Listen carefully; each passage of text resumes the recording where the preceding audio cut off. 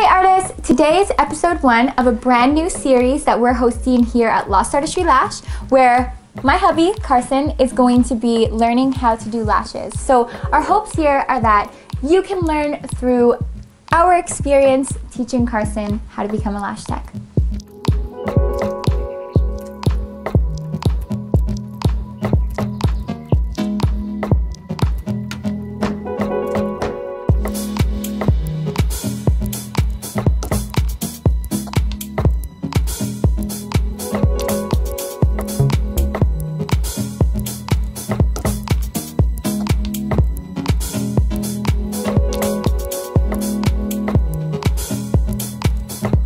Glue.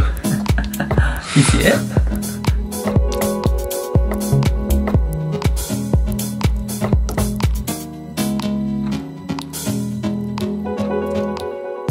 So let's just dive in.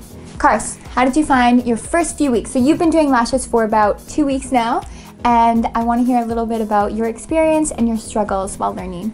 So first off, lashes are extremely difficult. I have a 100% new, I always respected it, but a totally newfound respect as well. Also shout out to Caitlin in the evening. She's been doing everything with our kids, and I've been sitting around the kitchen table and in our bed trying to isolate and put lashes on a pad and trying to put them on the mannequin. So it's been a lot of work and a lot of practice, and it's been extremely difficult. So that's the first thing I want to say. Pat yourself on the back. It's an incredible thing that you can even do this, and it's extremely difficult. It's true. It's very, very hard to learn lashes. So if you are struggling with learning, please understand that this is a part of the learning curve, and every time that you do a set, it'll get easier and easier. And I promise it does come to a point where you will begin to love it, and it's almost therapeutic to do lashes. So a couple of the things that I found really difficult was when I was practicing how to isolate. I preferred the all single color ones because I found specifically with the black and gold or tweezers that have a bit of a contrast between colors, when I looked at it, it was almost like I was seeing double. So it was like there was 4 points there, and I was trying to isolate the lash, and it was very difficult to do because I could see 4 tips.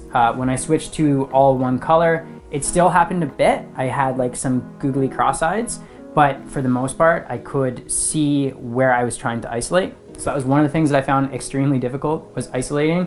On that note, when I would isolate the lash and then grab from the tray, I would come back, I would feel like I finally got it. It took me like 3 minutes just to isolate and grab the lash. I'd come back to put it on, and I would have lost the lash. So that took a long time, and I found that extremely difficult as well. Again, practice, practice, practice. And another thing that I want to add to that is it does make sense, because if you look at the contrast between the lashes and an all gold tweezer versus a black and gold tweezer, obviously you have black near black lashes. So it's a little bit harder to see, but the other points that you made definitely come with practice, getting used to really resting your hand on your client's head and isolating. Right. So another thing that ended up happening is I was putting too much pressure on the lashes when I would pick them up. So I'd pick it up and I'd be squeezing too hard, and it would cause them to pop off. And there's actually little glue dots all over the mannequin from when I had the glue on it and I was squeezing it too hard, and the lash would pop off. So Caitlin corrected that by just saying not to squeeze so hard and put so much pressure. So one other challenge that I had is I have really shaky hands. I didn't realize I have shaky hands, but it turns out I do have shaky hands. And Caitlin reassured me that with time that would become easier. I was really nervous about, you know, poking the client. It's obviously not a real person, but I was really nervous about that. And for that reason, I've spent about 2 weeks now just working on the mannequin, and I'm nervous, but I'm really excited, as next week I will be doing my first live model, and I'm gonna do a full set. So I'm really excited about that. I'm nervous. There's so many challenges that go into this, but I have been practicing, and I would highly recommend, if you are doing the course and getting certified, practicing at home. I can't imagine going and doing a course and then bringing in a live model the next day and trying to do a full set. So 10 out of 10 recommend practicing at home before you do a real person.